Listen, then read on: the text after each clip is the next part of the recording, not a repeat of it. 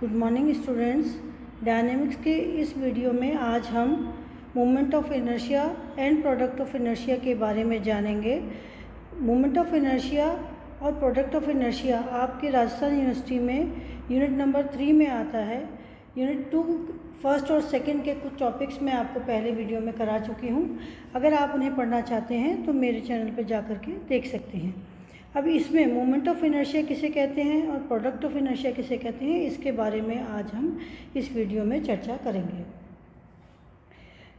Moment of inertia का मतलब कोई भी एक पार्टिकल है, जड़त्व आघूर्ण, यानी कि कोई एक पार्टिकल है या कोई एक वस्तु है या कोई एक पिंड है जो कि हमारा कहीं रखा हुआ है।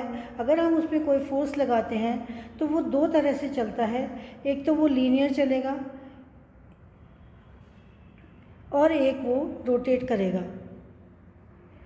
या दोनों कर सकता है, लीनियर और रोटेट। तो लीनियर जो हमारा होता है, कोई भी चीज़ को अगर हम धक्का मारते हैं तो वो आगे को चलती है, तो वो लीनियर मोशन कहलाता है। और रोटेशनल मोशन क्या कहलाता है? जैसे कि एक हमारा पंखा चलता है,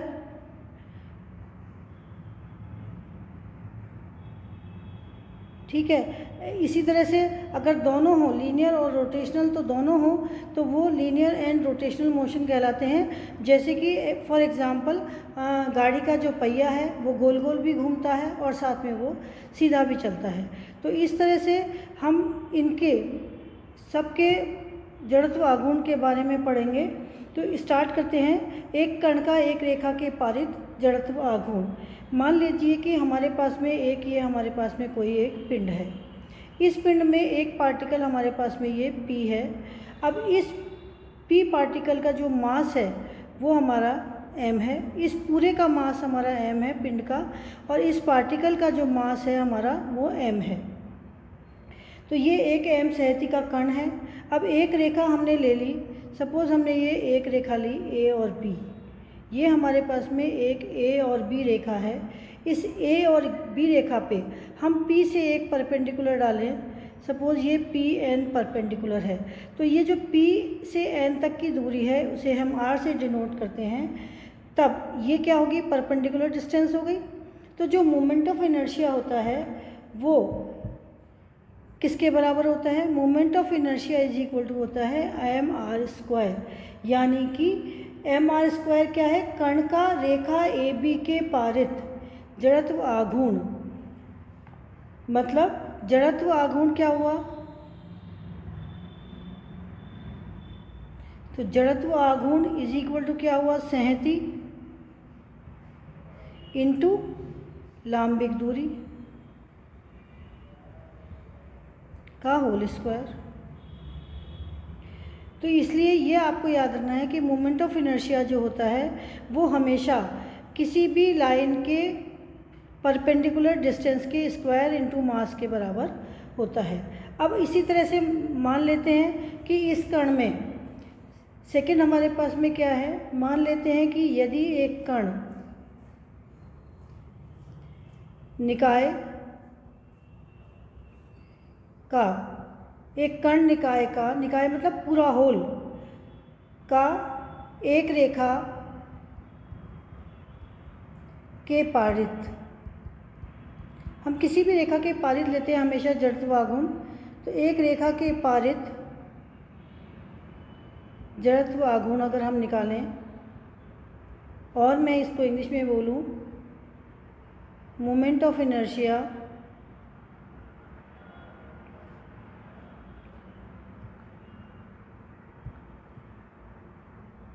of a system of particles about a line। इसके लिए ये हमारे पास में सपोज एक पिंड है। अब इस पिंड में ये एक रेखा है हमारे पास में, सपोज ये रेखा AB है हमारे पास में। एक यहाँ पर हमने पॉइंट लिया, यहाँ पॉइंट लिया, इधर लिया, इधर लिया। तो इन सब पॉइंट्स का सपोज इसका मास हमारे पास में m1 है, इसका मास m2 है, इसका m3 है, इसका m4 है। तो इन सब मासेस को हम, जो हमारी लाइन है उससे हम परपेंडिकुलर खींचेंगे। तो ये हमने परपेंडिकुलर लिया, इसी तरह से ये हमने परपेंडिकुलर, इसका ये परपेंडिकुलर, इसका ये परपेंडिकुलर।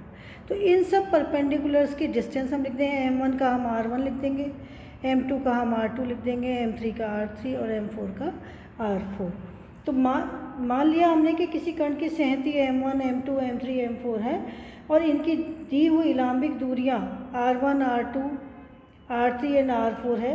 तब हमारा मोमेंट ऑफ इनर्शिया किस तरह से होगा, m1 r1 square plus m2 r2 square plus mn rn का होल स्क्वायर। और इसको हम समेशन में भी लिख सकते हैं। तो summation of i is equal to 1 to n m i r i का होल स्क्वायर। तो ये क्या है, कण निकाय का रेखा ए बी के पारित जड़त्व आघूर्ण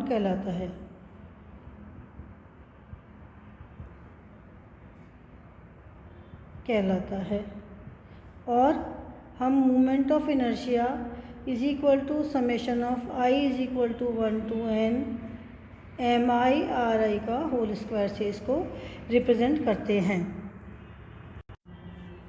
अब हम इसके रेडिएशन ऑफ जायरेशन के बारे में पढ़ेंगे। तो हमारे पास में क्या आएगा, रेडियस ऑफ जायरेशन, मतलब हिंदी में इसको कहेंगे परिभ्रमण अथवा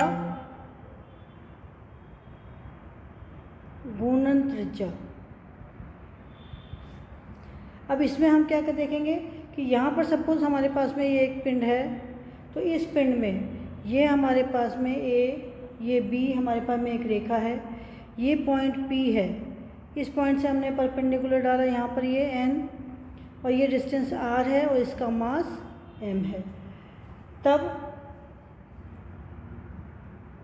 एक दृढ़ पिंड की जो संहति है,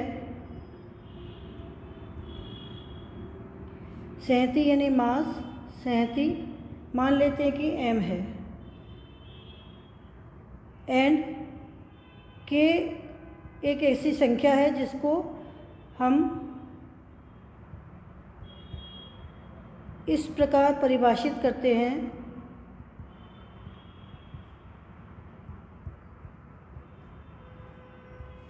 I इक्वल टू एम के स्क्वायर। अगर वो हो तो हमारे पास में के स्क्वायर इक्वल टू होता है आई अपॉन एम, और आई इक्वल टू है summation of m r square upon summation of m. तो इसको हम परिभ्रमण या घूर्णन की त्रिज्या कहते हैं। तब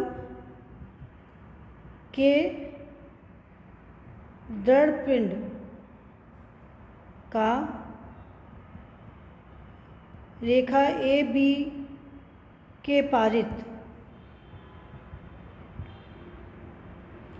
परिभ्रमण या घूर्णन त्रिज्या कहलाता है।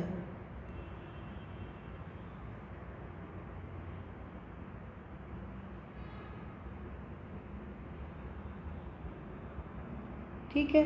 अब हम इसके बाद में इसको ऐसे भी लिख सकते हैं,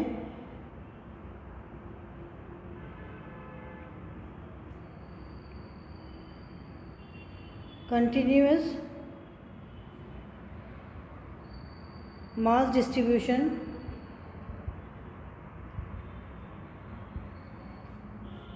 के equal to integration of r square d m upon integration of d m. इसको हम, ये हमारा पूरे पिंड पर समाकलन हो जाता है। अब हमारे पास प्रोडक्ट ऑफ इनर्शिया हम लिखते हैं, प्रोडक्ट ऑफ इनर्शिया या जड़त्व गुणन।